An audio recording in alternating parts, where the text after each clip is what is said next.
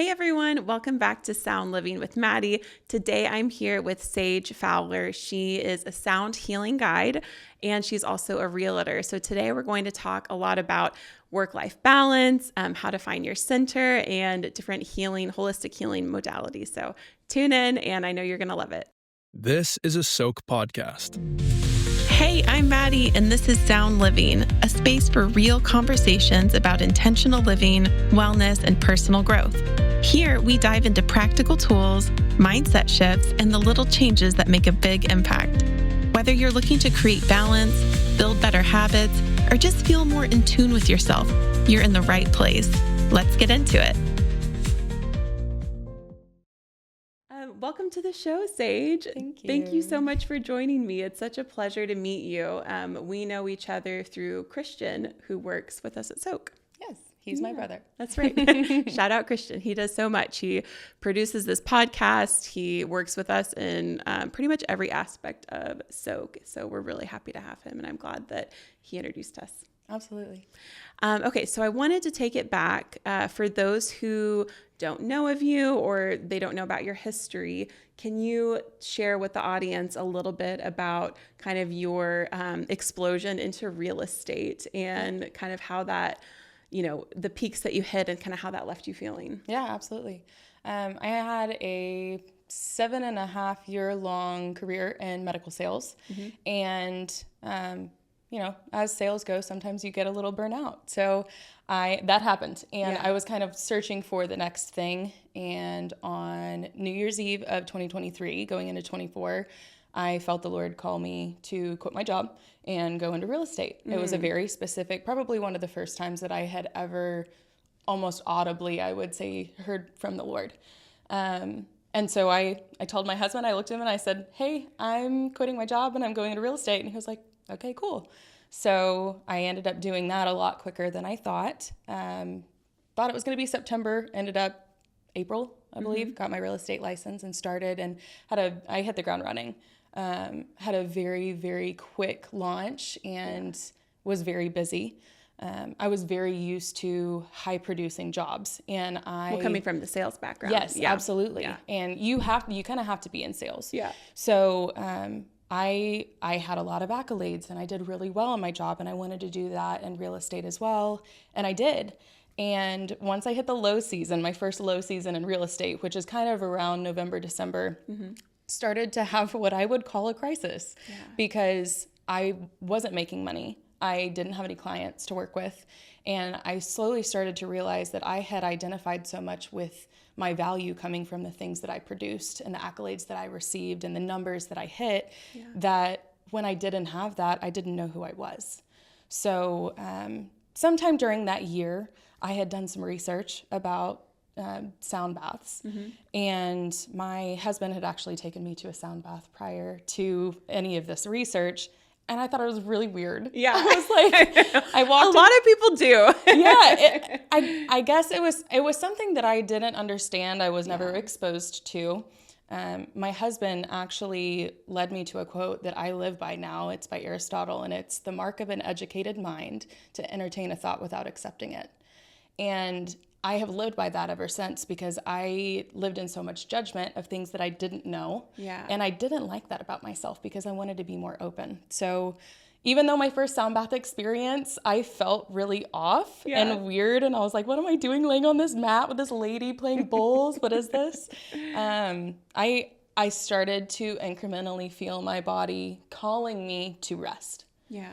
And I realized, the only rest I was receiving was whenever I was asleep. And even that rest wasn't great. Yeah. So sound healing really, it blessed my life so much because it allowed me to choose presence and stillness and a way to heal my body that seemed unconventional initially and now makes so much sense to me. So what took you from that first sound bath where you were kind of uncomfortable and you're like, this is kind of weird?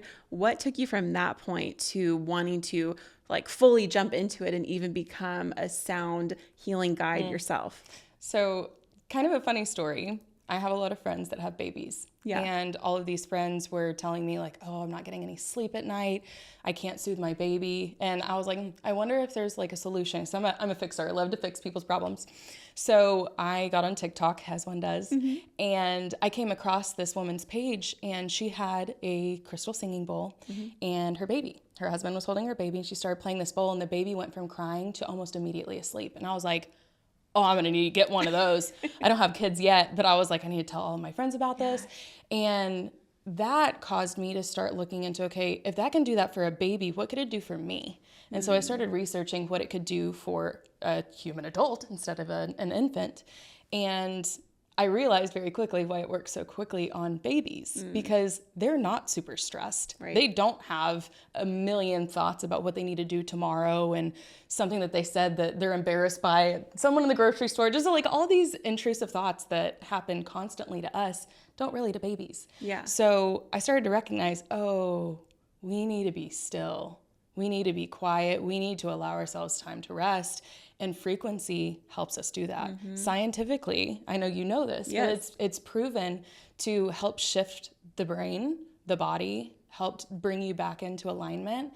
And so I started using it. It's incredible. There's .gov studies on it. I mean, we have our whole science page on our website all about it. But I think another thing too, why it impacts children sometimes so much quicker than adults is they don't have that wall or that barrier where they're like, I don't accept this. This isn't going to work for me.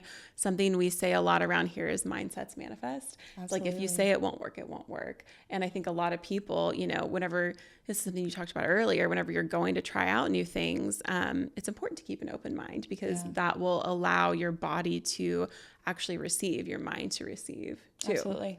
So. And that first sound bath that I did, I was so caught up in the idea that this is so weird that not only my mind wouldn't rest, but my body wouldn't rest either. And I was thinking about any other thought other than let's be present and be here and now.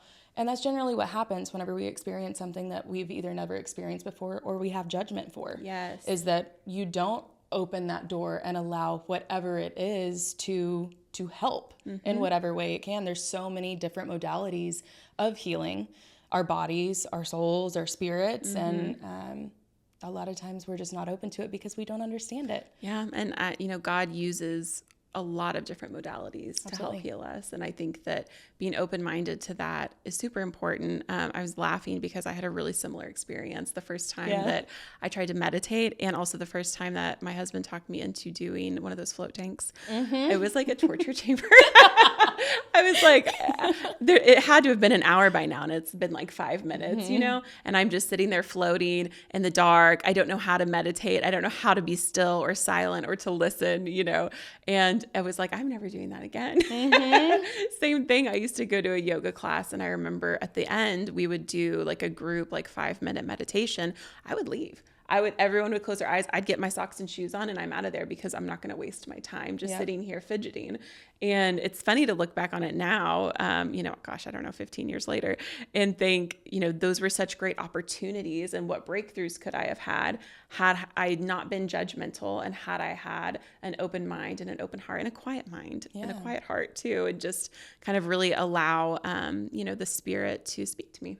Yeah. I think, especially where we live, there's a lot of misconception of participating in things that are not of God. Yeah. And whenever you break down the barriers of the judgment that we may have, these preconceived notions, and understand that sound is of God. Yes. And stillness is of God. And he calls us to the quiet place to meet him. What more could you want than to not be overstimulated and to have a quiet mind and to meet him in a place that you can turn off those intrusive thoughts, or just those thoughts that you're like, I don't want to be thinking about this right now.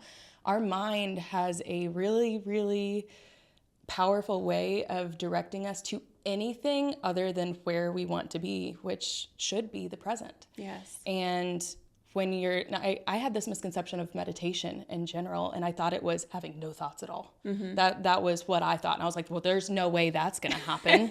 Especially Right? as a woman, I Oh feel like my we have like goodness. 45 thoughts all at once. Yeah. I used to drive to Oklahoma City and back every single day for work for about a year. And I would drive in silence because I had so many thoughts that I didn't need music or podcasts. Just processing. So, right. But our mind, whenever we're overstimulated and our society just basically dumps overstimulation on us constantly, we distract ourselves and don't even realize it. Yeah. So it is really difficult initially to get to the point to where you can be present and still and not want to escape it. Yes. But whenever you do like float therapy, another modality of healing your body, you go from a state of stress, overstimulation to a state of I can just be present and be here and I'm okay. Yeah. I'm better than okay. I'm actually still.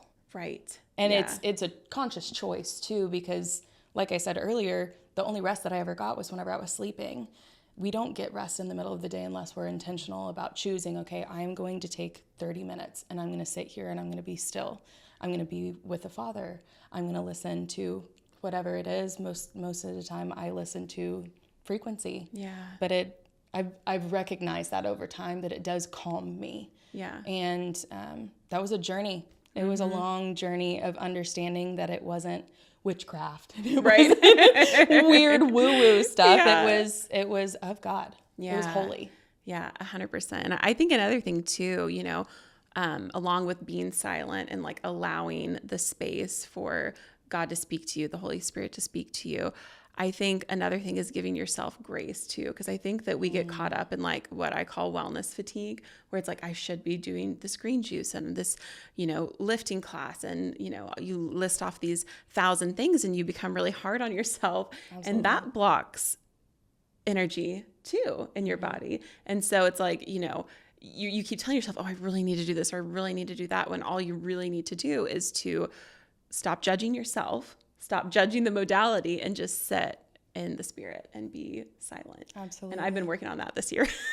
It's what my husband calls a difference between do energy and be energy. Oh, that's good. If you can set aside anything else that you feel like you need to do, Yeah. and just make time for that presence, you actually do. I mean, you're able to choose that presence, Yeah. not just in a meditative space or in a yoga class or in a float therapy room. It's anywhere you want it to be. It's accessible at all times. I think the hardest part is knowing and consciously choosing that I can be here and now and present, and not blame myself. Right. I totally resonate with that. The guilt is one thing. And then for me, fear has been the other really big thing. And I've always been a little hypervigilant. And then especially when I became a mom 3 years ago, it like magnified and intensified. And especially with all the knowledge we have at our fingertips these days, I'm like, I have an obligation to be doing the absolute best right thing for my baby, when really all she needed was for me to be there and to be present and to trust my spirit and my intuition. And you know, one thing that I've been working on is anytime I have one of those intrusive thoughts or anything that's fear-based, I will just say in my head or out loud, I reject fear and I choose love instead. I reject fear, I choose faith instead. I reject fear and I choose God instead. And I forgive myself for even having the fearful thought, you know, because I can get caught up in judging myself for having this intrusive thought that feels like it comes out of nowhere. But I think, you know, that being able to recognize it and have that mindset shift of, you know, I choose faith, I choose love, I choose God. And Absolutely. it's, you know, it's a discipline, but it's also something that over time becomes habitual. And, you know, doing different things like, you know, listening to sound frequencies, having affirmations, you know, all these practices help that really infiltrate your mind so that whenever you feel yourself going in that direction, you can make a shift. Absolutely. Yeah. So I want to back up a little bit because I know we went down a rabbit hole and I want to talk a little bit about where you were at in this low season. So you were coming off kind of a high in real estate. You'd had a really successful medical sales career, and then you hit this low point. You went to a sound bath, hated it. And then there was some type of shift in you that allowed you to be more receptive to frequency healing, and you kind of reorganized your life. Is that right? Absolutely. So can you tell us a little bit about that? Yeah. My husband he's the best influence on me that anyone has ever been. He's changed my life. Oh, I love that. But he's one of the most intelligent people I've ever met, and asks the most intriguing, interesting, and sometimes just mind-boggling questions. And so he has always been very open to different modalities of things. And he told me on his 35th birthday, for his 35th birthday, maybe it was his 34th, I can't even remember now, but he wanted to go to another sound healing session. Yeah. Like, great. Okay. It's your birthday. So we had planned to go down to Sayulita, Mexico, to celebrate his birthday. And I found a sound healer down in Sayulita. Her name's Rosie. She's beautiful, incredible. And I booked it. And I was like, okay, if we're going to do it, I'm going to book it this time. She looks super cool and normal. Yeah. So we did this second sound healing session together. And was it like just the two of you? It was just the two of us. Yep. Yeah, that's awesome. And this beautiful apartment, and she has these gorgeous crystal bowls, which I ended up purchasing the same crystal bowls. Oh, nice. But that experience genuinely changed my thought process and my life whenever it comes to the ability to be present. Because at the first probably 15 to 20 minutes, I was still really struggling. I was like, dang, I really want to be present in here and not think about what we're having for dinner tonight. Right. And eventually, kind of like how you don't really remember when you fall asleep, I ended up shifting from that state of knowing I'm awake to just being present.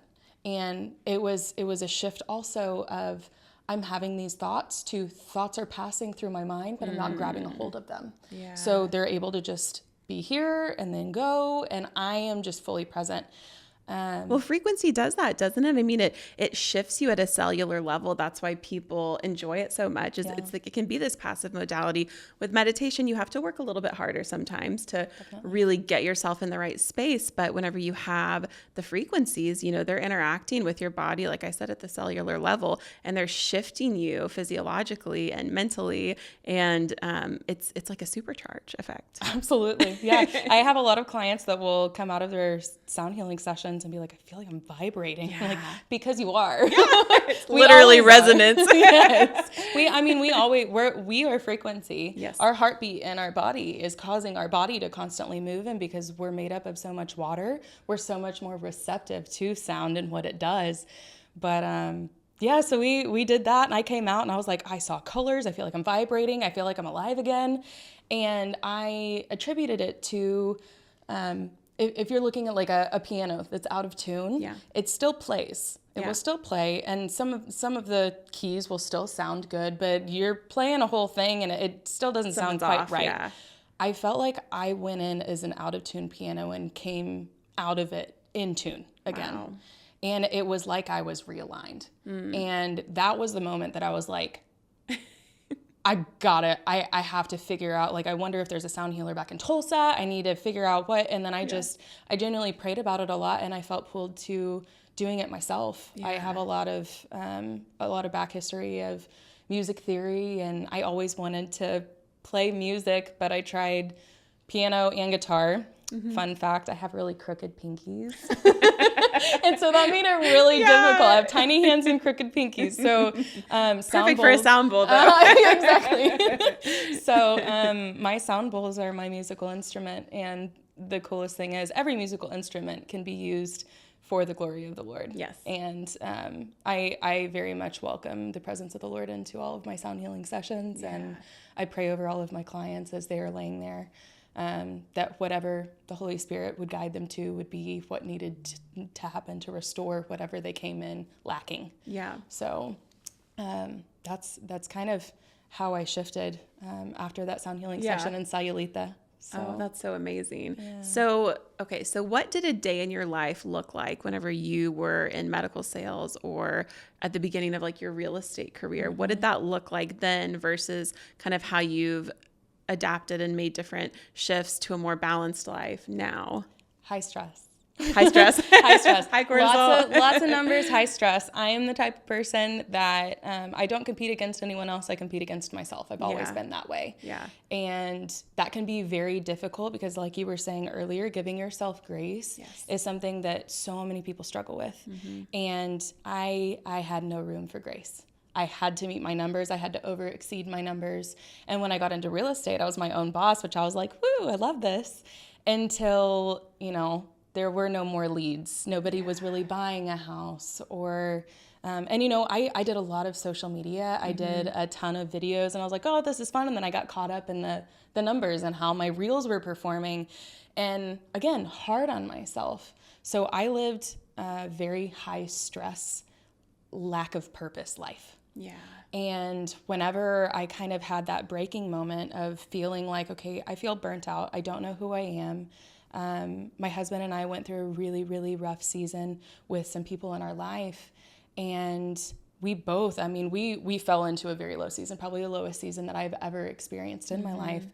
And very quickly realized that it was the Lord removing things out of my life so that he could make room for the new. Yes. And so many people don't realize that. It's like, in order to have a new or a different life, you have to lose some things first. Absolutely. Sometimes it's rocket boosters. Like, it's not always a negative thing. Sometimes it's just, okay, well, this was only good for me for a certain period of time, and then those rocket boosters have to fall off for you to keep going on your mission. Yes. And then, sometimes it's that feeling of restlessness where it's like something isn't quite right and you just have this stirring in you. And then sometimes it's like an earthquake hits your life and everything falls apart. And it's hard to realize this, but you guys, obviously, like, that is a great sign that God is working in your life. He's building something new, straight down to the foundation. Yeah. And that's really special. Yeah.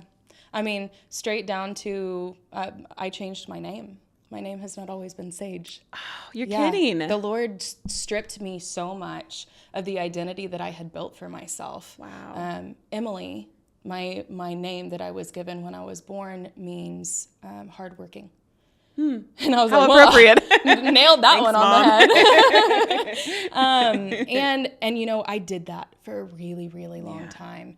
And whenever I got stripped of that identity, and I quite literally did not know who I was, my husband looked at me at one point and said, "You've lost all of your joy. You don't know who you are."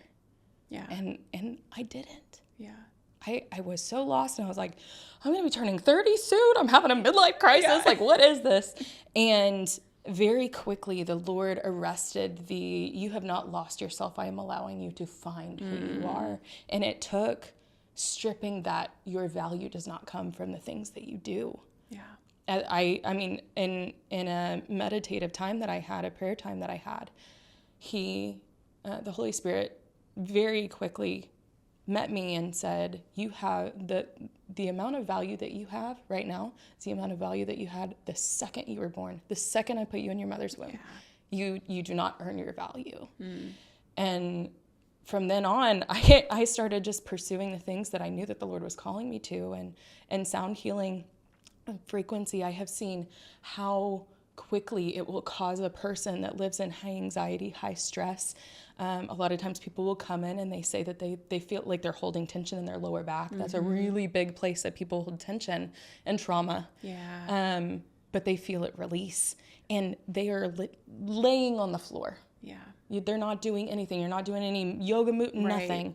You're just allowing the frequency to envelop you.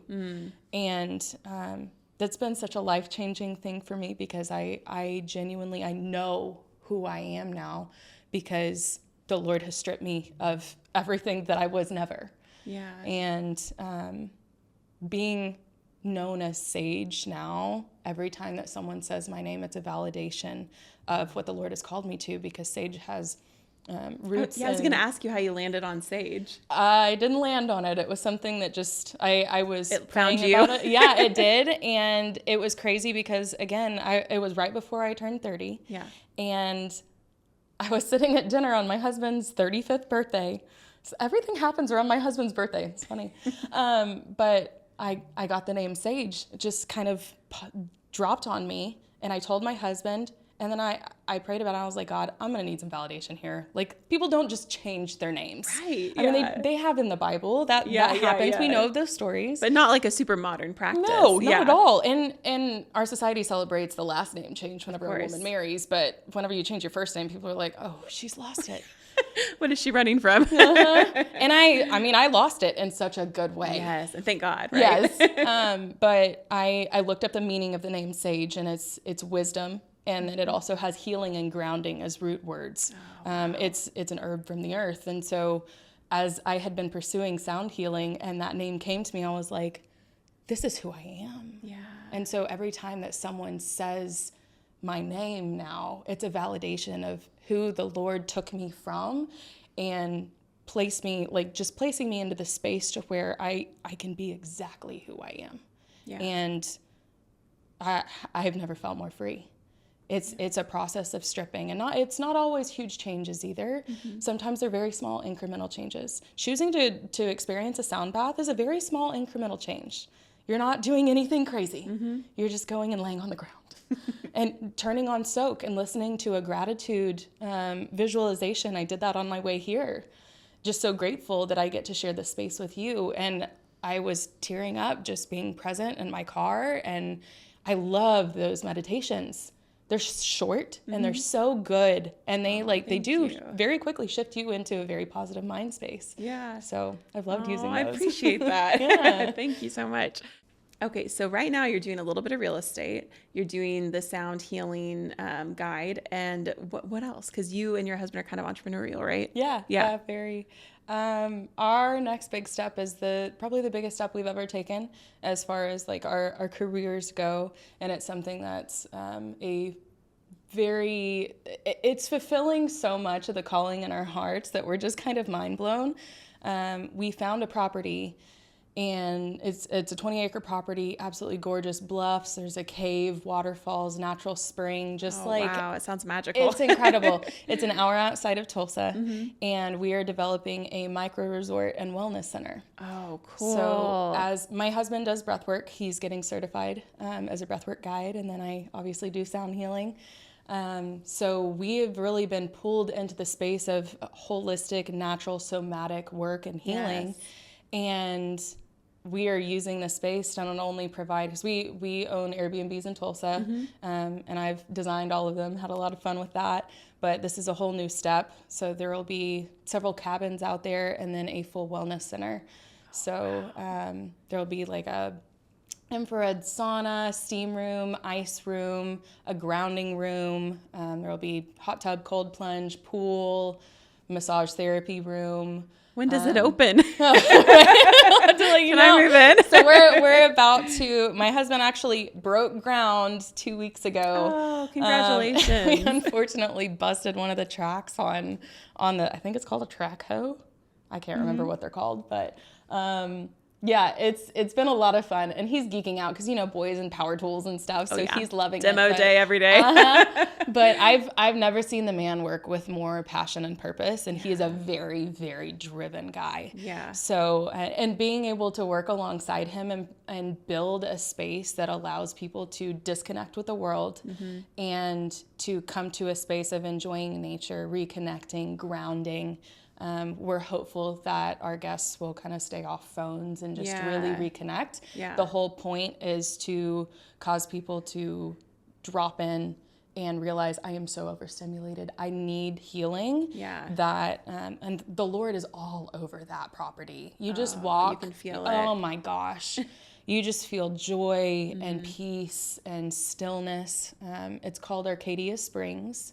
So our hope is that by the beginning of next year, we'll be hosting our first guests, and we're going to be building in 2 phases, but ultimately we want to be able to rent out the space for people to have their own retreats. I love that. And teach, yoga retreats, sound healing, whatever it may be. Yeah. But well, keep us updated. Soap would love to come out there. Absolutely. We'll have to host you guys. Yeah, we would love that. Yeah. So that's what we're working on right now, and being able to integrate what the Lord's called both of us into a space that other people can enjoy and come alive again. Yeah. That's, we can't wait to see what the Lord does with all of it. Oh, that's phenomenal. I can't wait to hear more about that. Yeah.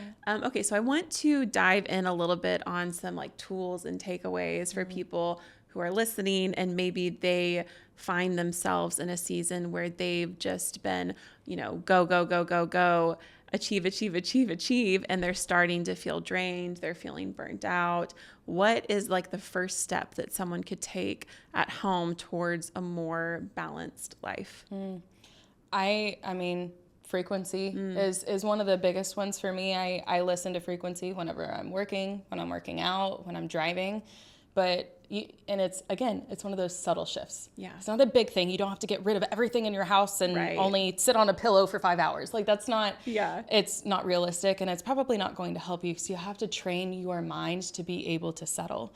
And I think listening to frequency really helps that. I sleep to 432 hertz every single night. I have for like the past 4 years. Wow. And I shifted from like 50 minutes of trying to fall asleep to about 5. Wow. It was a huge struggle for me, and very frustrating, because whenever I got married to my husband, he'd like fall asleep mid-sentence and I'm laying here for another 45 minutes. So I would say finding a space like Soak to where you can just pop something on. It can be playing in the background. I love the feature where you can play it behind like a podcast or anything. Oh yeah, the dual audio. You're getting the benefits without even realizing it. So I would say listen to frequency. Yeah. Shift, even if it's just like for 5 minutes a day, sitting and just like listening to that, or while you're working. It's very soothing. Yeah. It's not hard to listen to. Right. And you will start to see those subtle shifts of, oh, well, I'm feeling a little less stressed. My body's a little less tense. Yeah. Maybe step into some spaces like trying a sound bath. Yes. For the first time. Try it once. I'm one of those, I'll try anything one time. Yeah. And if you hate it, then you hate it. You don't come back. But I've never had anyone hate it. People genuinely always come up and tell me, like, this was so relaxing. This was wonderful. And I partner with a couple of different businesses in Tulsa to host sound baths. And pretty often I see the same faces every single time. Yeah. You get people coming back for more. Absolutely. Yeah. So that's incredible. I would definitely say starting to listen to frequency. And then even if you don't do that, sit in silence. Turn everything off for 5 minutes. Set your phone down. Don't be outside in the sun, just by yourself or with your kiddos. Yeah. Yeah. No, that's so important. The sunlight first thing in the morning. That's something that I try to do. I do it a lot more in like the spring, summer than the fall, winter when it's like freezing outside. But okay. Well, where can everyone find you, Sage? So I'm on Instagram, Sage Nicole Fowler. My sound healing business is called Evound. It's a mixture of evoke and ground. Oh, so I love that. I wear it on my arm. Our pillars are seek, embrace, embody. Oh. So you're called to see who you're truly meant to be. So seek, embrace, embody who you are and who God's calling you to be. But Evound on Instagram and Sage Nicole Fowler on Instagram as well. Great. Well, yeah, and we'll link it in the show notes. Thank you so much for taking your time and coming and spending it here with me. I love this conversation. I think we could even do a part 2. But again, I'd love to. Yeah. Thank you so much. This was great. Thank you for having me. It's been a blessing. Thank you so much. And that's a wrap on today's episode. If you loved this conversation, don't forget to subscribe, leave a review, and share it with someone who needs it. You can find us on Instagram at Soak Podcast for more inspiration and wellness insights. Thanks for being here. And until next time, keep tuning into what truly matters.